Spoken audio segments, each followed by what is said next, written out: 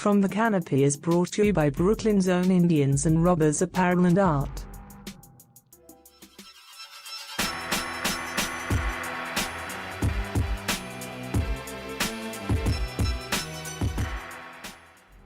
Hey folks, man, this is Core, man, and I'm back with another From the Canopy episode, man. This is going to be a Movie Massacre Quick Strike.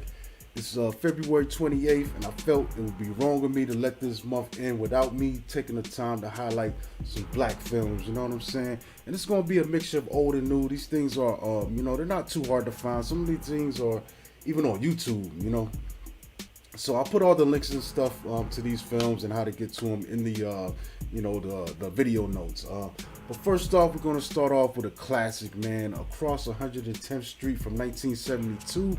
And this is a film that rises above the exploitation genre, man. You know what I'm saying? This was an era where films were put out on the cheap and quick, man. These studios were under the idea like, yo, we're going to put out 10 films, and if one of them hits, it's going to get us some profit and pay for the 10 other ones, the 9 other ones that didn't hit. You know what I'm saying? So this film is about a robbery in Harlem that turns into a scene of a mass murder. It's crazy, you know, this crew of goons dressed up as police officers and actually robs the mob's numbers game, yo. And it gets crazy because you end up with warring factions. You know, you got the black gangsters and then the Italian gangsters going at each other because the Italian mob thinks the black mob was in on it, you know, because these officers were black, you know, or these guys were dressed up, you know, as black officers or whatever. And then what's crazy too, you get this other dynamic of Yaphet Kotto. He gets assigned to the case in a racist NYPD, and he's teamed up with a racist cop played by Anthony Quinn, and they butt heads, man. This thing is an amazing film. Like I said, it rises above the genre. It's way better than it had to be, man. Starring Yaphet Kotto, he's in here. Anthony Quinn, Tony Fargas is in here, man. You know that name.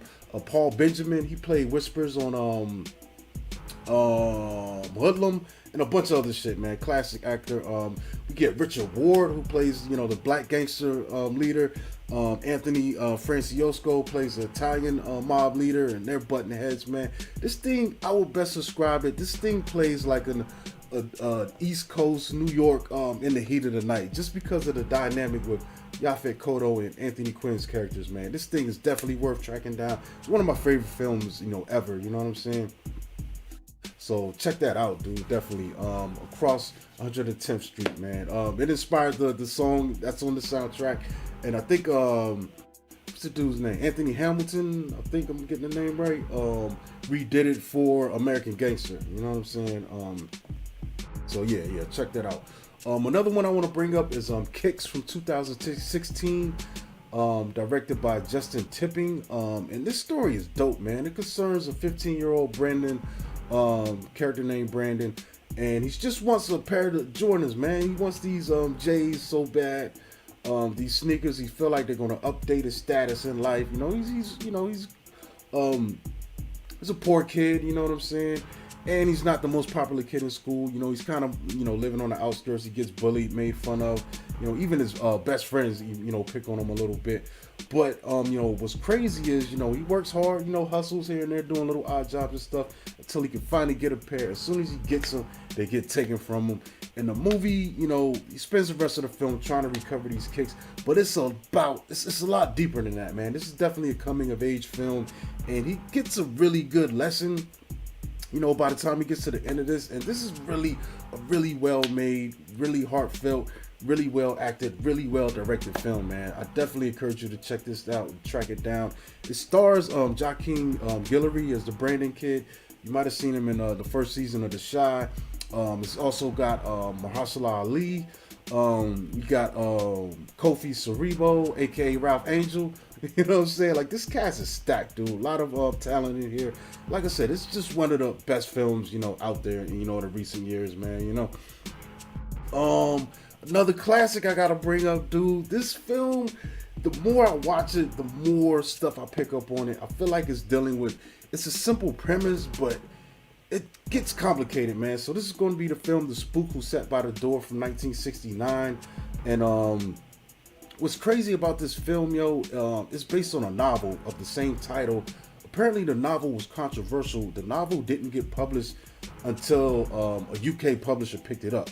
For some reason, it was too hot for the United States, and maybe once you hear the premise, you can understand why, especially the era that this came out. But a former black CIA agent organizes young black men into a well-trained guerrilla unit bent on overthrowing the white establishment. So this thing stars Lawrence Cook, the OG of 70s exploitation cinema.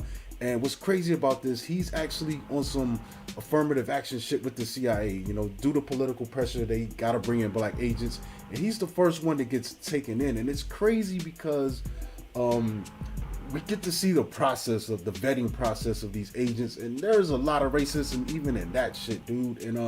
And he actually makes it through, and it's interesting, man. And they're turning over every little bit of rock in his life, you know what I'm saying? Even to the point of, warning about his sexual preferences, as if, from that era, I could definitely imagine that being used as a basis to keep you out of there, or keep you out of all kinds of jobs, man. You know what I'm saying?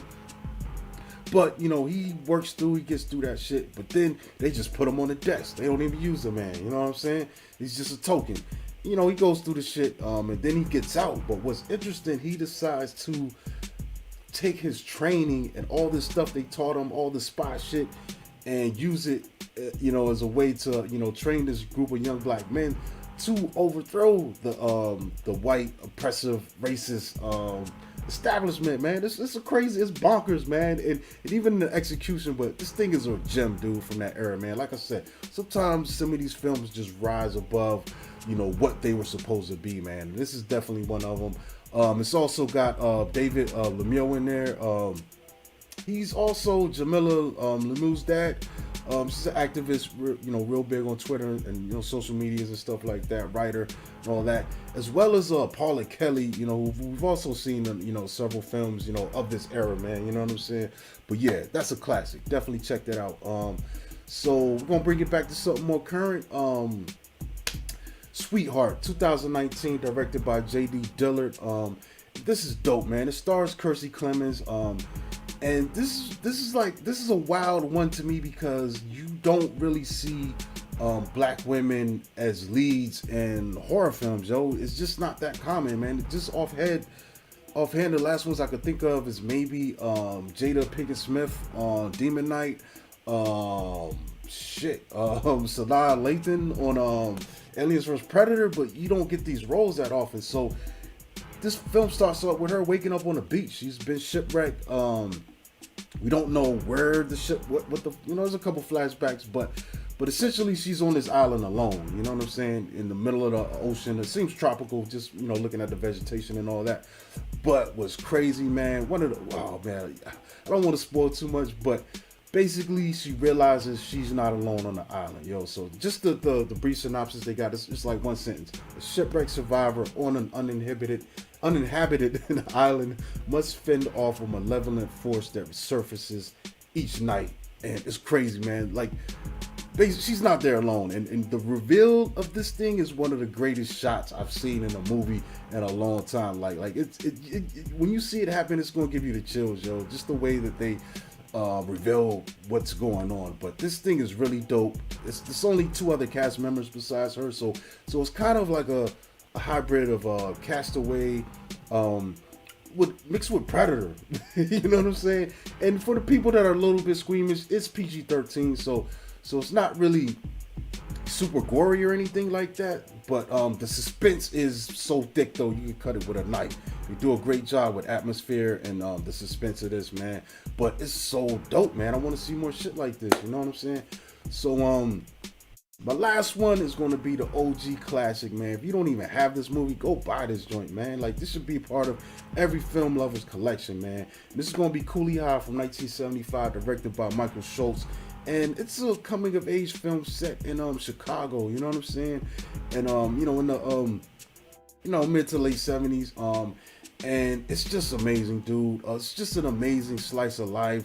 There's life lessons, there's a lot of comedy, and it's just a great film overall. And it gave us such greats when it comes to black actordom, you know what I'm saying? We get Lawrence Hilton Jacobs in this thing, man.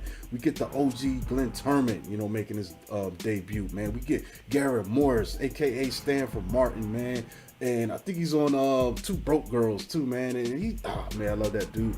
We get Cynthia Davis, man. You know what I'm saying? We get Steve Williams, man. You know what I'm saying? As well as Lynn Carradine, who shows up in more films in the 70s in this era and TV and stuff like that, man. This is a classic OG must see, man. There's even a car chase scene. Yo, car chases come up in the movies. It's a short one, but this thing is sweet, tight, and white knuckle. You know what I'm saying? Like they never mention this film when it comes to list of car chases or the classics, man. But I think that car chase scene is right up there with the rest of them, man. And it's just a really dope film, man. Dope message. And I can't get enough. I might even watch that joint today, man. But all that to say this, man, go out there, folks, man. Make sure you watch a black film today, man. I'm going to drop this thing hopefully by this early afternoon. So if you see this message, you will be inspired to go out because there's a lot of good ones out there right now. We had some debuts this weekend too, as well as in the last couple weeks, man. So definitely go out there, support black film, black filmmakers, black actors. Support black, period. Yo, peace. Monk out, man.